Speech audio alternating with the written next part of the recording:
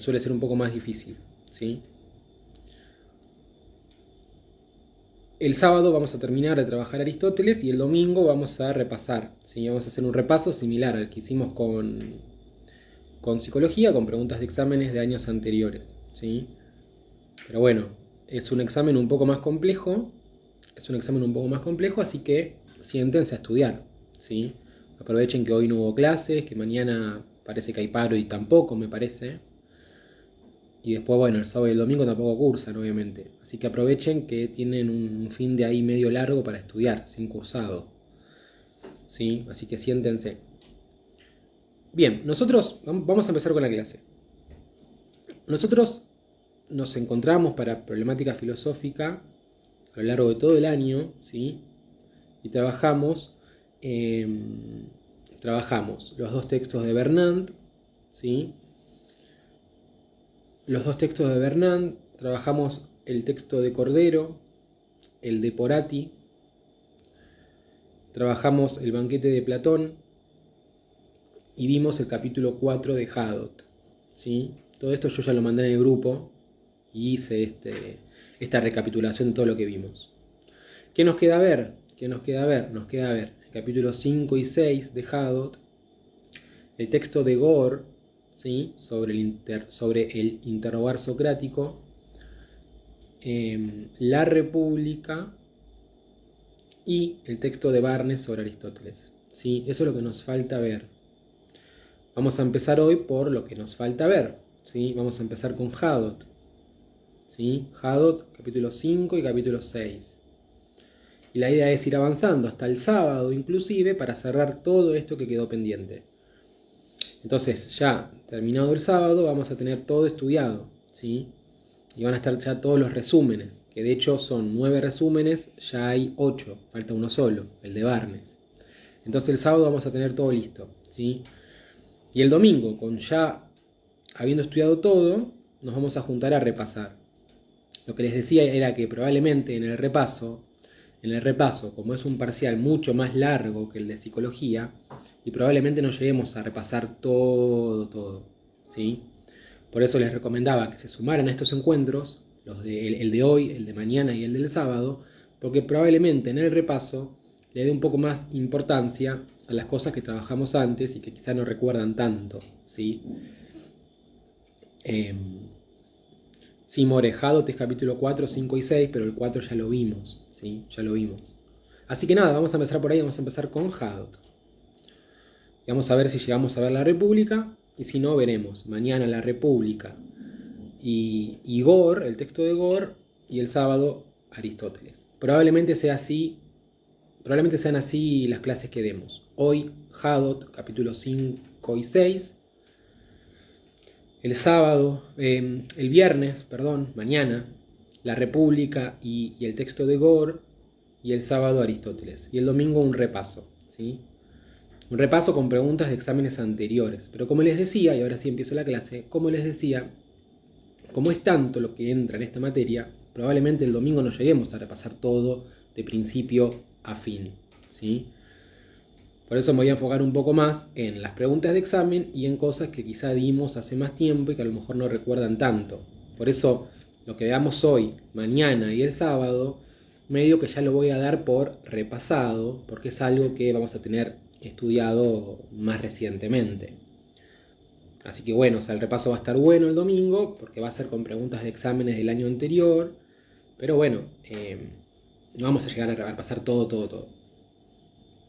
Pero bueno, sí voy a abordar preguntas de exámenes, todas las preguntas de exámenes del primer parcial del año anterior, así que va a ser súper útil. Más que nada porque este parcial es, hay que decirlo, más difícil que el de psicología, ¿sí?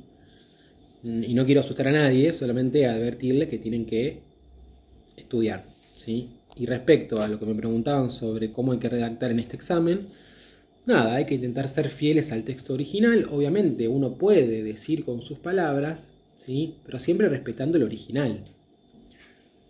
A ver, uno no puede estudiar, no sé, 50 hojas de un resumen de memoria. Es imposible para el cerebro humano. Tienen que estudiar bien los conceptos importantes, entenderlos y después, bueno, sí poder bajarlos. Pero a la hora de bajarlos, teniendo cuidado de no transgiversar nada de lo que se dice, ¿no? Porque eso es lo que critican los docentes a veces, ¿no? A veces cuando uno quiere poner con sus palabras termina diciendo cualquier cosa. Entonces, no es que hay que decir de memoria, pero sí hay que entender bien los conceptos importantes, qué significan y a partir de eso, bueno, intentar decirse. Pero bueno, nadie murió por este parcial, digamos. Hay mucha gente que la promociona todos los años, no hay que tener miedo, digamos. Solo que es un poco más exigente que el de psicología, nada más. Y como es más exigente que el de psicología, no hay que confiarse, nada más. Pero a ver, es un parcial, como tantos que van a tener en la carrera. Incluso hay parciales más difíciles que van a tener más adelante en otras materias y nadie murió. Eventualmente se aprueba, se puede promocionar. Además que tienen todos los resúmenes. Yo me encargué con esta materia de resumir bien obsesivamente cada texto. Por eso hay una versión larga y una versión corta.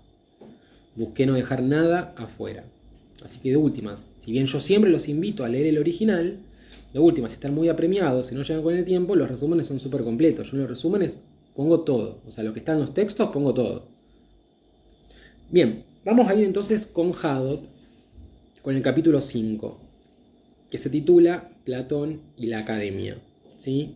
Como siempre les digo, si tienen ganas mientras doy la clase de tomar una foto, al apunte, al té que estén tomando, al café, al mate, o incluso a la pantalla de la compu, si me están viendo en una compu, si tienen ganas de tomar una foto y etiquetar a Psicocolores, me ayudan un montón a difundir entre sus compañeros mi espacio. Así que eso, si tienen ganas mientras doy la clase, que la inicio ahora, si tienen ganas de tomar una foto y etiquetar a Psicocolores, bienvenido sea. Recuerden también que tengo mi cuenta de cafecitos, estas clases son gratuitas, siempre lo van a hacer. Desde el 2020 que yo enseño de forma gratuita para el primer año. Pero bueno, siempre también es bienvenida cualquier colaboración. Bien, vamos con el capítulo 5, ahora sí. El capítulo 5 se titula Platón y la Academia. ¿Sí? Platón y la Academia. Intenten entender, no se desesperen tanto por anotar, porque está todo en el resumen. De hecho, ya tienen el resumen, pueden seguir la clase con el resumen ahí a mano. ¿Sí? Lo que voy a explicar ahora se corresponde con el resumen número 7 de la séptima clase. Lo que dice el capítulo 5 es que la filosofía en Platón es un modo de vida y además un discurso. ¿Sí? Entonces, con la filosofía de Platón nos encontramos ante un modo de vida filosófico y ante un discurso, por supuesto, filosófico. Entonces, ya desde el vamos entendamos eso. Estamos frente a un modo de vida, ¿sí? Un modo de vida filosófico. De eso se trata la filosofía en Platón, nos lo dice Hadot, al comienzo del capítulo 5. Porque para Platón la filosofía solo se podía dar en una vida en común, ¿sí? En una comunidad donde el diálogo, en general entre maestros y discípulos, era la clave. ¿Sí? Se apuntaba a eso, a una vida en común, donde maestros y discípulos se juntaran a dialogar, ¿sí? A llevar adelante un discurso filosófico. Recuerden, la filosofía en Platón es un modo de vida y un discurso filosófico.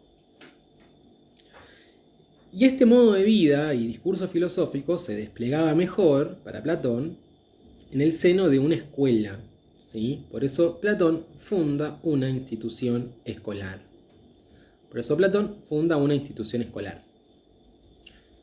En la cual se dedicaba a la educación filosófica. ¿Sí? Y se llama esta escuela, esta institución escolar, se llama la Academia. La Academia. ¿Por qué se llama la Academia? Nada, un dato anecdótico, porque los encuentros se impartían en un gimnasio que se llamaba así, Academia. Entonces, la escuela de Platón pasó a llamarse de esa forma. No hay mucho misterio alrededor. Por eso se llama Academia. Entonces, compartían la vida ahí, ¿no? Se juntaban a filosofar, a dialogar. Y era algo cotidiano, era un modo de vida, ¿no? Era un modo de vida donde compartían en el seno de esta escuela una vida común, ¿sí? Donde dialogaban, donde filosofaban. Entonces retengan eso, ¿sí? Que esa es la clave del texto. Después sí, por supuesto, desarrollar, pero la clave del texto está Tan simple como eso. La filosofía en Platón se trata de un modo de vida, por un lado, y un discurso filosófico por el otro. El capítulo 5 va a profundizar sobre esto, ¿sí? Nos dice antes un par de cosas, como que por ejemplo Platón tomó mucho de Sócrates y del pitagorismo. Este es quizá un dato más anecdótico, pero bueno, yo en el resumen lo dejo, porque como les decía, intento ser súper obsesivo con estos resúmenes para esta materia. Más que nada porque lo habrán escuchado quizás en alguna clase con algunos docentes, no con todos, ¿sí? No con todos, pero algunos docentes en las clases de esta materia suelen hablar mal de mi espacio, diciendo que los vivos no sirven, que no estudien de los resúmenes, cuando yo soy el primero en decir que lo mejor es estudiar de la fuente original y no de un resumen. Pero como sé que la cátedra quizás no le gusta mucho mi espacio, intento con los resúmenes ser súper obsesivo. Por eso realmente hago una versión larga y una versión corta, ¿sí? No hago una versión larga y una corta porque tenga ganas de hacer doble resumen, obviamente, sino porque realmente intento ser súper obsesivo con los resúmenes de esta materia, porque a veces se dicen cosas en la materia y, bueno, uno hace este trabajo con mucho empeño y es realmente una lástima que a veces se digan esas cosas.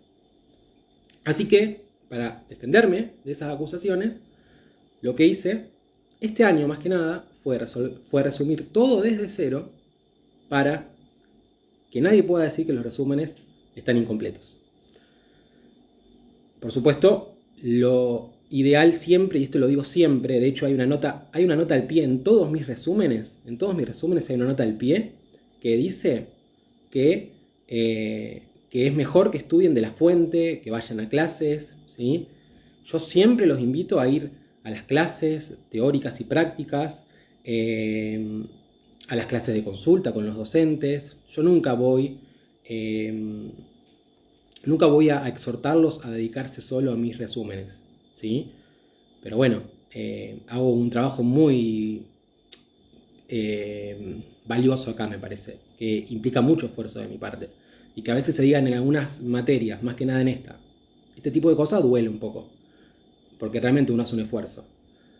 Por eso este año resumí de cero porque no quiero que nadie diga que están mal los resúmenes, la verdad. Así que por eso van a encontrar una versión larga y una versión corta.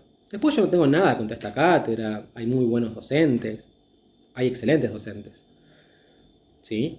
Pero bueno, yo acá también hago un trabajo que creo que está bien y me parecía importante aclararlo porque a veces se dicen cosas que no están bien.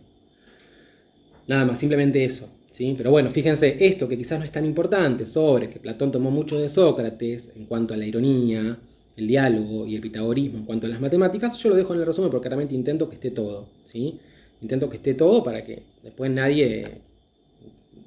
ningún docente pueda decir que mis resúmenes son incompletos. Si bien, por supuesto, siempre lo más importante es estudiar del original, ir a las clases con los docentes, que son después de todo los expertos si quieren, pero bueno, no considero, pese a eso, que mis resúmenes estén mal. Bien, bueno, gracias por el apoyo, pero realmente yo no tengo nada en contra de ninguna cátedra.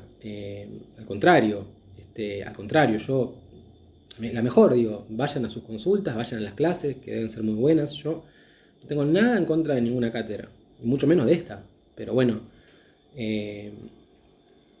también, viste, a veces se dicen cosas que son feas y uno tiene que salir a decir algo. Que de hecho es la primera vez que lo hago, cuando esto pasa ya hace mucho, por lo menos desde el 2021, que me entero por compañeros de cosas que se dicen. Pero bien, en fin, ya está. Quería aclarar que realmente le pongo mucho empeño al resumen de esta materia para que estén tranquis, que realmente está todo. Por supuesto, siempre es mejor estudiar del original, obvio.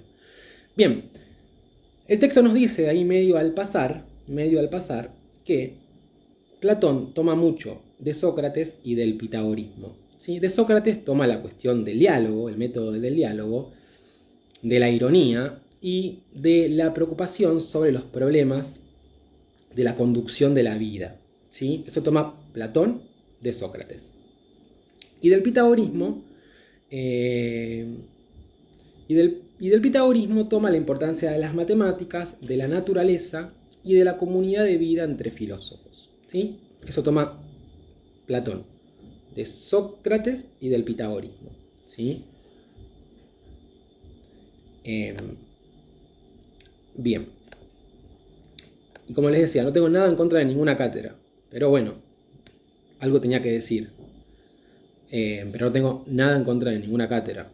Y considero que hay docentes muy buenos, ¿no? Pero bueno, a veces dicen cosas y uno tiene que salir a decir algo. Pero no tengo nada en contra de ninguna cátedra. Y gracias por el apoyo, pero realmente yo no tengo problema con nadie. Otra cosa que dice el texto, y esto sí es importante, ¿sí? Otra que sí dice el texto y que es importante, es que la intención inicial de Platón es política.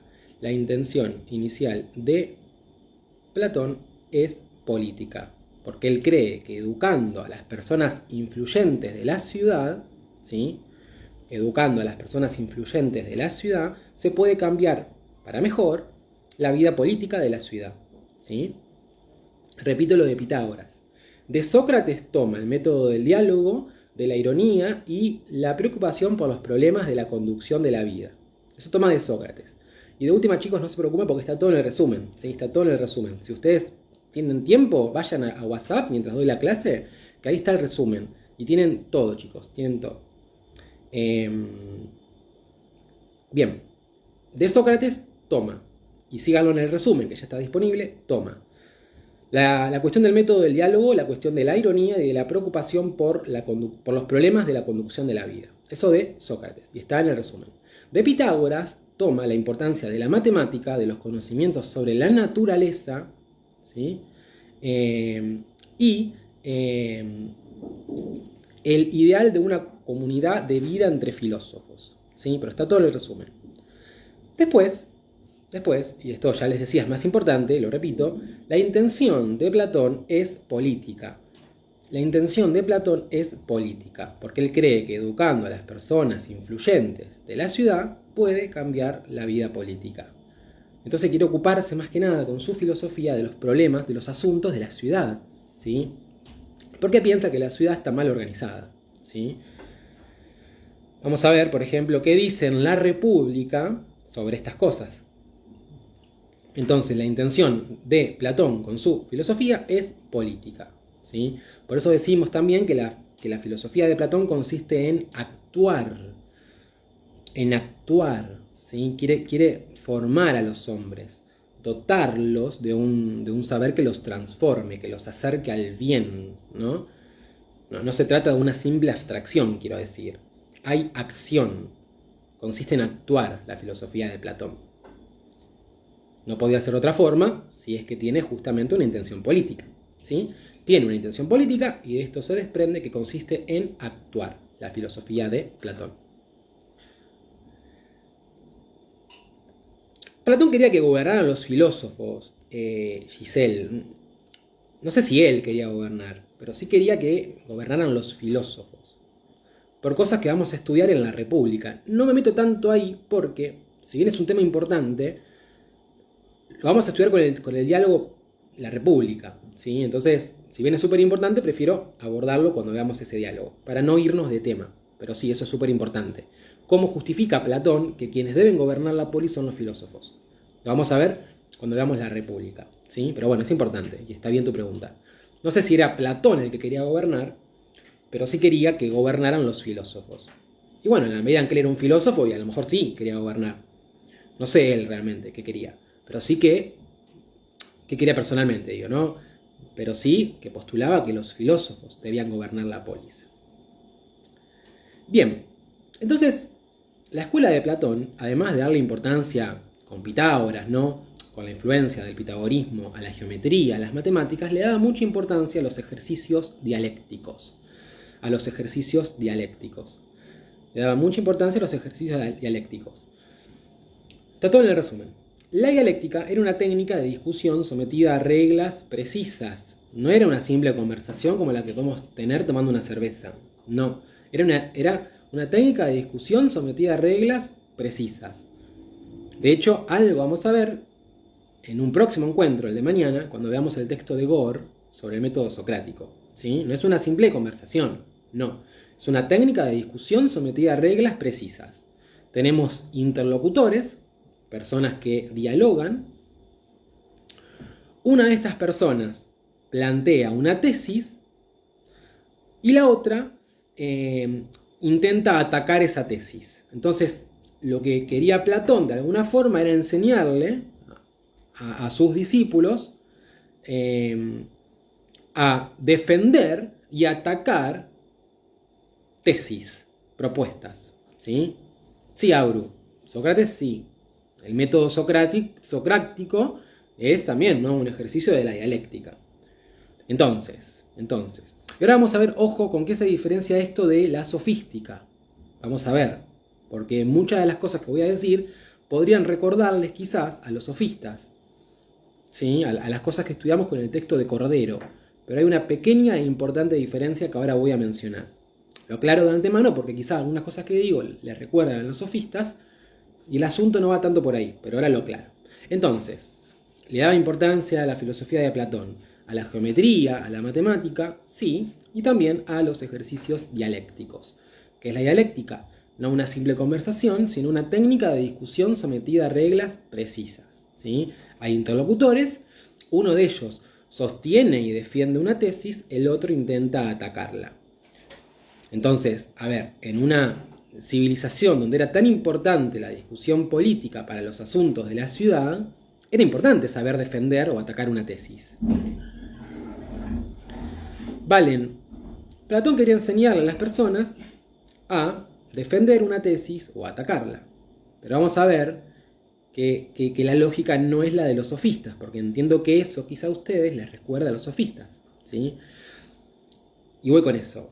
No se trataba, así como en los sofistas, de una lucha entre individuos para imponer su propia verdad, ¿sí? Porque, a ver, lo que buscaban los sofistas, y por eso son tan criticados por Sócrates, Platón, lo que buscaban era que cada uno pudiera imponer su propia verdad. Entonces, si vos sabías usar el lenguaje, podías imponer como verdad algo que quizá no lo era. Pero si vos eras bueno persuadiendo, si conocías las leyes del discurso, los sofistas, bueno, podían asegurarte que vos podías convencer a alguien sobre algo, imponer una verdad, incluso aunque no lo fuera. No apunta a eso Platón. De hecho es lo que le critica a los sofistas, ¿sí? Porque de lo que se trataba, con los sofistas era de, bueno, una lucha entre individuos por imponer su propia verdad, ¿sí? En Platón no es eso. En Platón lo que tenemos es un esfuerzo común por parte de los interlocutores, ¿sí?, por acercarse al logos, por descubrir una verdad independiente de ellos, ¿sí?, sometiéndose a una autoridad superior que es el logos. Entonces fíjense que no es lo mismo que en la sofística. Si bien, sí, Platón estaba interesado en enseñarle a sus alumnos a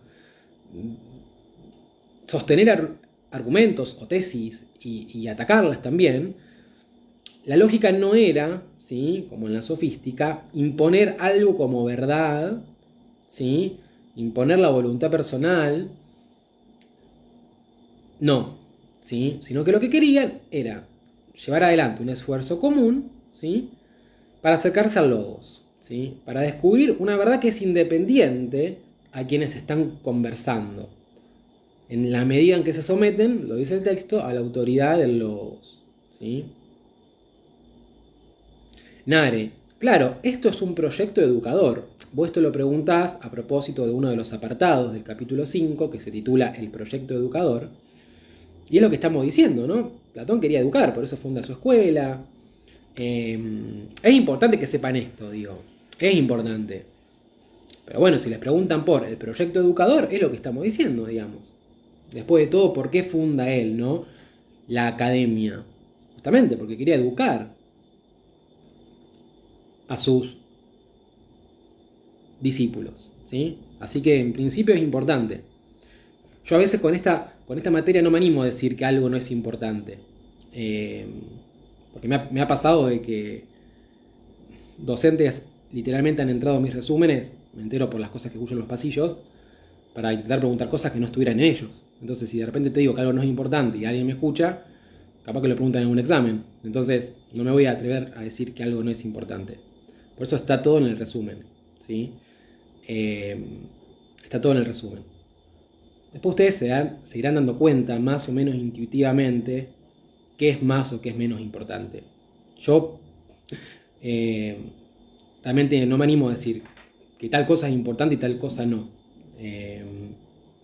No me animo, sinceramente, por cosas que he escuchado en los pasillos, ¿sí? Entonces, pero bueno, por eso yo dejo todo en el resumen, ¿sí? Dejo todo en el resumen y ustedes después, con lo que han escuchado en clases, podrán más o menos, porque digo, ustedes van a los teóricos, van a los prácticos, podrán ver más o menos según qué dijo el profe en clases, bueno, qué es para él más o menos importante. Muchas veces eso sirve, ¿no? ¿Por qué es tan importante ir a cursar? No porque enseñan bien y eso, también, que no tengo duda. Pero es importante ir a cursar porque vos podés ver a partir de lo que el profesor enseña y lo que no, qué considera más o menos importante, digamos. O sea, creo que hay más posibilidades de que pregunte algo que dio en clase, algo que no, digo. Pero bueno, qué o no es importante yo no lo voy a decir en esta materia por las dudas, simplemente. No porque no quiera decirle a ustedes qué es o no es importante.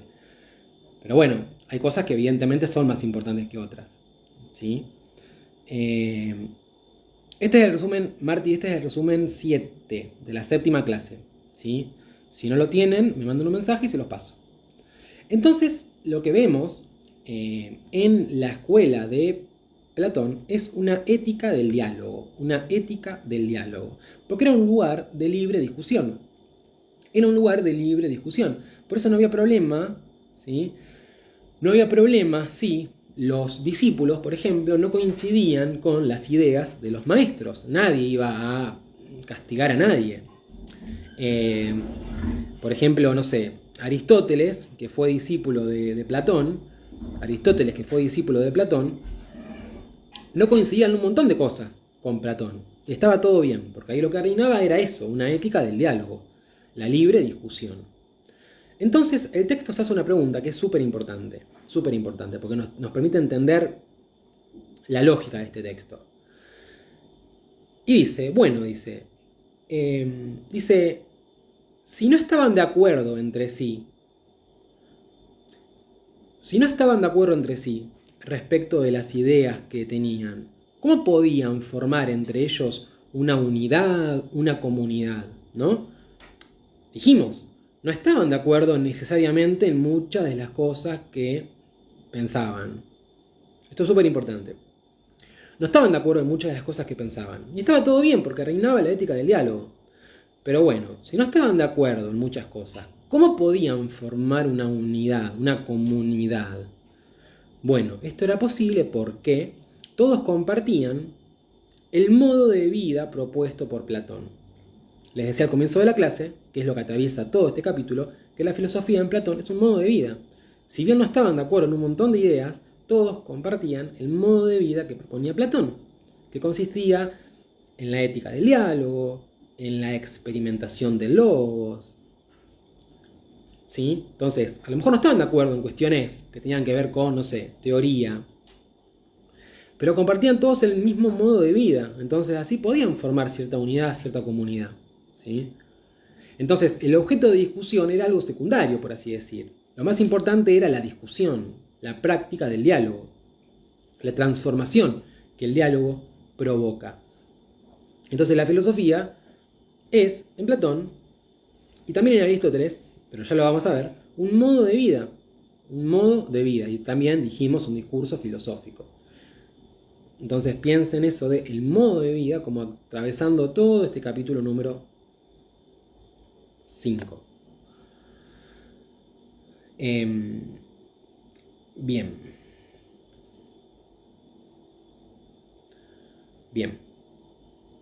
Entonces se trataba de eso, digamos. Experimentación del logos, Hugh. Se trataba de eso, ¿no? De aprender a vivir de manera filosófica, de llevar adelante una investigación desinteresada.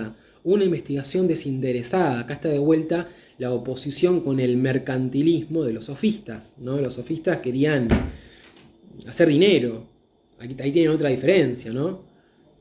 Acá lo que tenemos es una investigación desinteresada, opuesta al mercantilismo de los sofistas, ¿sí? Entonces eso era vivir de manera filosófica, ¿no? Orientarse hacia la vida intelectual y hacia la vida espiritual.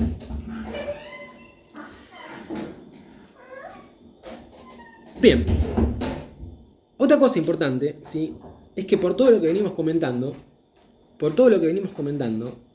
el saber, la ciencia, para Platón, ¿sí?, para Platón no es simplemente algo, no es puramente algo teórico y abstracto, sino que el saber es una elección, es una disposición interior, una virtud, ¿sí?, un modo de vida que busca transformar al hombre, asegurando la vida buena. Entonces fíjense, como esto es profundizar más de lo que venimos desarrollando, pero fíjense cómo, respecto del saber en Platón, no estamos simplemente ante algo teórico, abstracto, sino ante una elección, una disposición interior, ¿sí?, una búsqueda de la transformación del hombre. A mí me preguntaban por la experimentación del logos. Bueno, la experimentación del logos es una de las cosas que se hacían en la escuela. A partir de la discusión filosófica, en lugar de, como harían los sofistas, querer imponer una verdad o hacer pasar algo que no es cierto por verdadero, lo que intentaban era acercarse a algo que iba más allá de las cosas que ellos pensaran por sí mismos, que era independiente en ese sentido de ellos, ¿no? Una verdad independiente de ellos. Entonces, experimentar el logos tiene que ver con eso, ¿no? Y bueno, esto de la experimentación del logos tiene que ver con que, si bien no coincidían en un montón de cosas teóricas, Platón y sus discípulos, entre ellos Aristóteles, compartían en la academia el mismo modo de vida. A lo mejor no coincidíamos en ciertas cosas, pero compartíamos el mismo modo de vida. ¿Cuál? El de la ética del diálogo, el de la experimentación del logos, el del amor por el bien.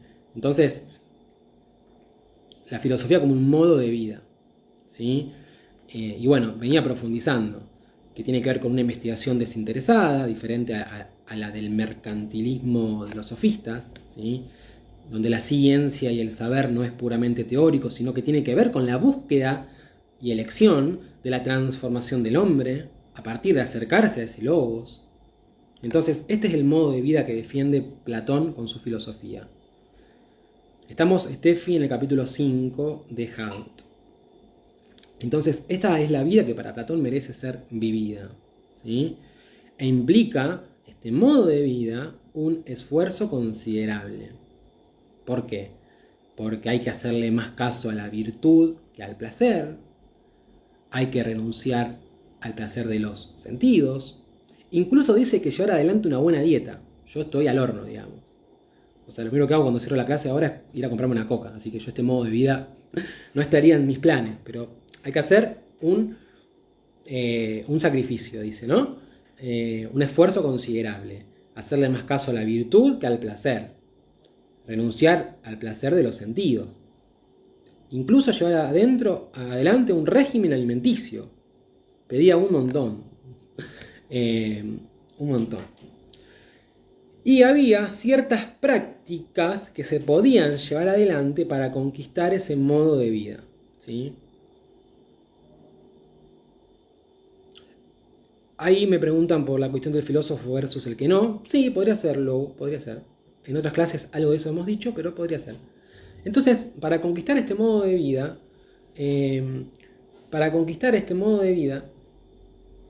buscaban llevar adelante, se podían llevar adelante ciertas prácticas. Y la más importante de estas prácticas era el ejercicio de la muerte. El ejercicio de la muerte, que suena medio flashero, pero ahora vamos a ver que en la lógica que estamos trabajando tiene sentido. El título es Platón y la Academia porque, bueno, justamente todo esto se llevaba adelante en su escuela, que era la Academia, en su institución escolar, que era la Academia, ¿sí? que llamó la academia simplemente porque estaba ahí cerca o adentro de un gimnasio que se llamaba la academia. No hay mucho más que decir sobre eso. Bien, entonces, para conquistar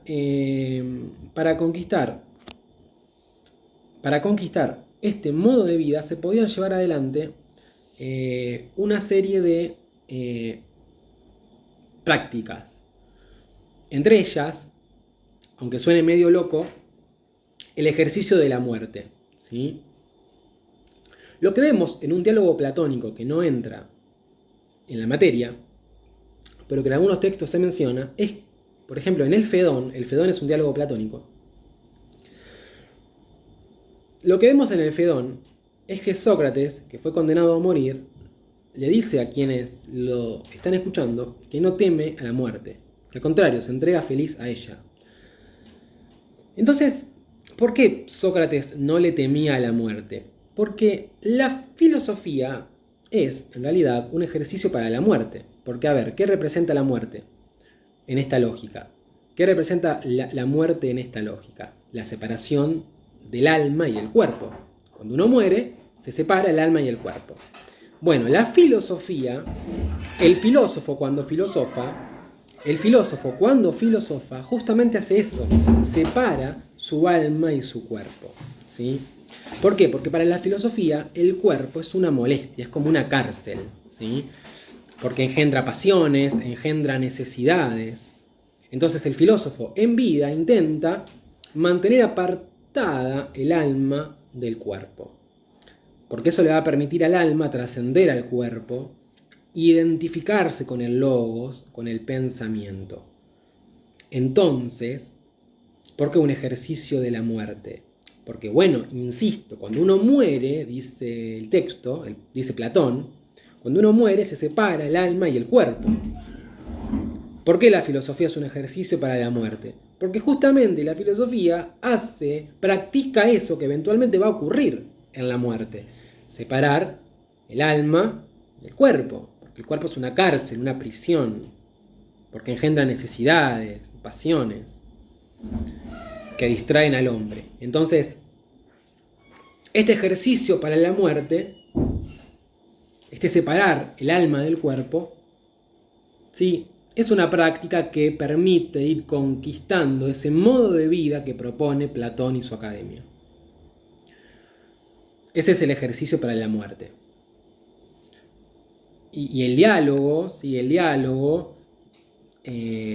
es el ejercicio espiritual por excelencia, porque va a ser el diálogo, la dialéctica, la que permita, todo esto.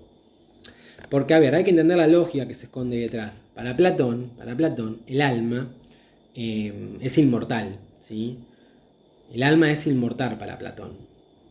No va a ser igual para Aristóteles. Ya eventualmente vamos a trabajar bien las diferencias de Platón y Aristóteles. Pero para Platón el alma es inmortal.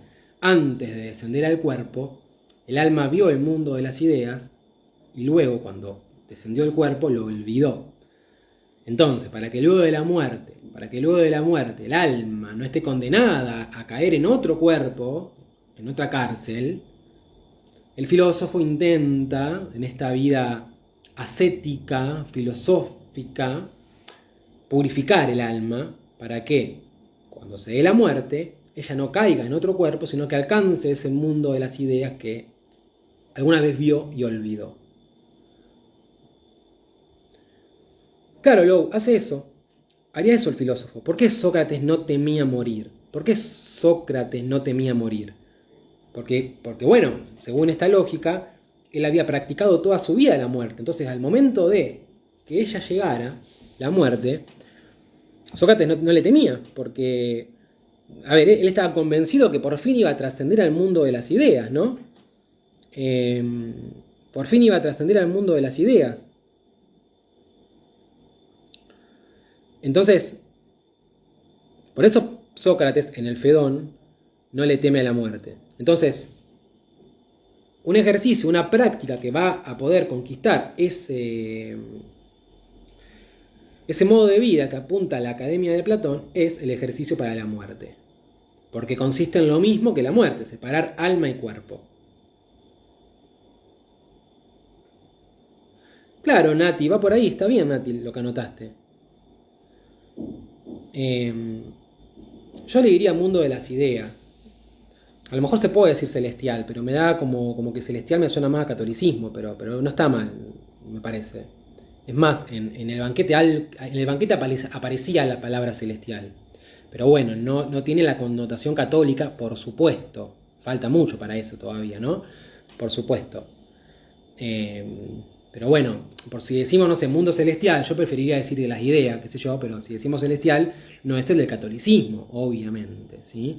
Trascender al mundo de las ideas, donde habría una verdad a la cual no podemos acceder en este mundo.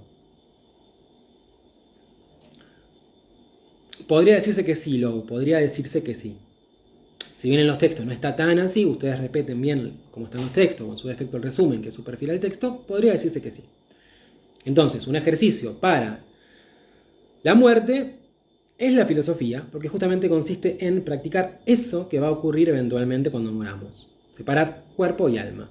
Porque se creía que, mundo inteligible también está bien, Pedro, muy bien. Porque se creía que el cuerpo era la cárcel del alma. Entonces, si uno lograba separar en vida alma y cuerpo, cuando se muriera eventualmente, el alma podría trascender.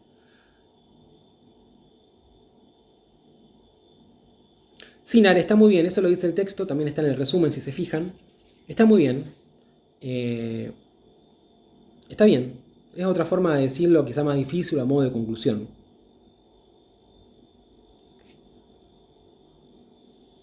Porque, digamos, el alma debe trascender el cuerpo, que es una cárcel, y alcanzar el logo, digamos, ese mundo inteligible. Así que sí, está bien lo que decís. Eso está textual del texto, también está en el resumen, si se fijan. Bien. Entonces, en Platón, el alma es inmortal. Alguna vez vio ese mundo de las ideas, lo olvidó, cayó en el cuerpo, y para no caer en otro cuerpo tras la muerte, entendiendo el cuerpo como una cárcel del alma, debe mantener al alma en una vida ascética, purificada y alejada del cuerpo, para que el alma pueda, cuando se muera, alcanzar ese mundo, trascender. ¿Sí? Trascender. Entonces, fíjense, ¿no? Esto plantea el capítulo 5, que la filosofía de Platón es un modo de vida y un discurso filosófico. Un modo de vida y un discurso filosófico.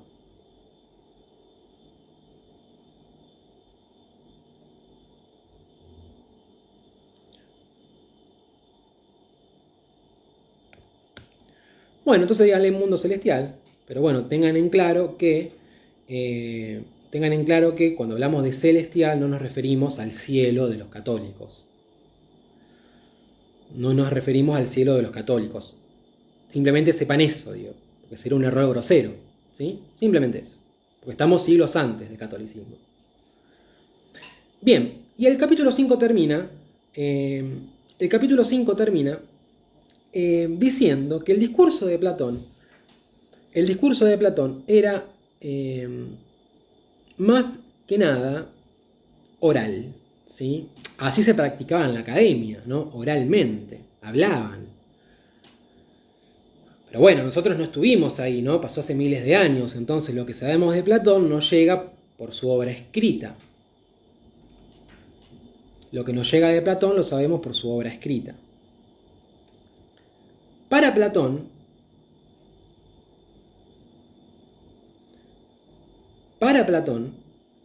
el verdadero... Quiero cerrar esta idea, después veo las preguntas, así cierro esto. Para Platón, el verdadero discurso filosófico era el discurso hablado, porque supone la presencia de dos almas que intercambian ideas, porque es más personal, ¿sí?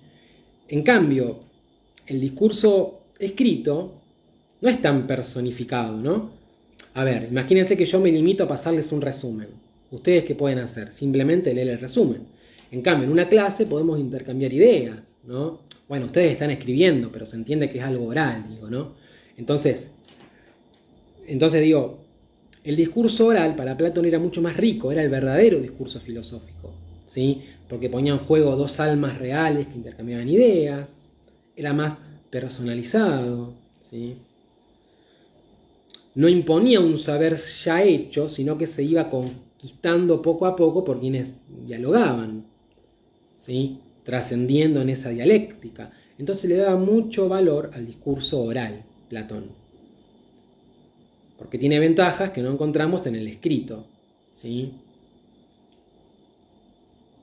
¿Por qué entonces, si prefería el discurso oral, por qué entonces Platón escribió diálogos? ¿Por qué Platón escribió diálogos? ¿Por qué Platón escribió si prefería el discurso oral? Bueno, porque los diálogos y la escritura le permitirían llegar a más gente. Nosotros, ¿cómo hicimos para leer a Platón? Porque hay algo escrito, si no, no habría forma. Entonces, si escribió algo fue por una cuestión de publicidad y también para formar a la gente. Él no estaba tan preocupado en informar, sino en formar. Claro, Luri, podría ser. Él no quería informar, él quería formar, ¿sí?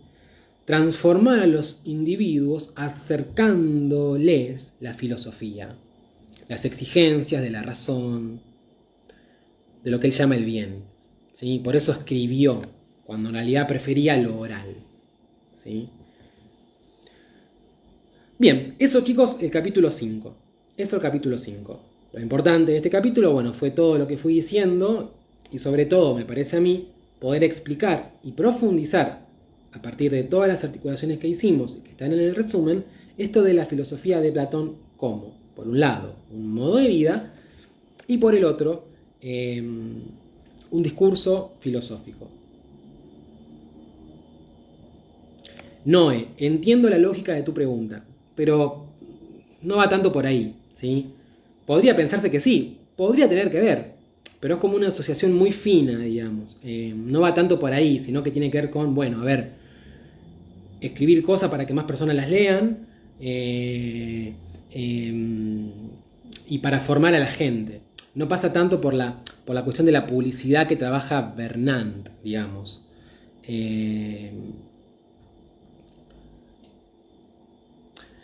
No tiene tanto que ver con eso, pero entiendo la lógica de tu pregunta. Bien, vamos con el capítulo 6 ahora. Aristóteles y su escuela. Aristóteles y su escuela. Capítulo 6. Bien.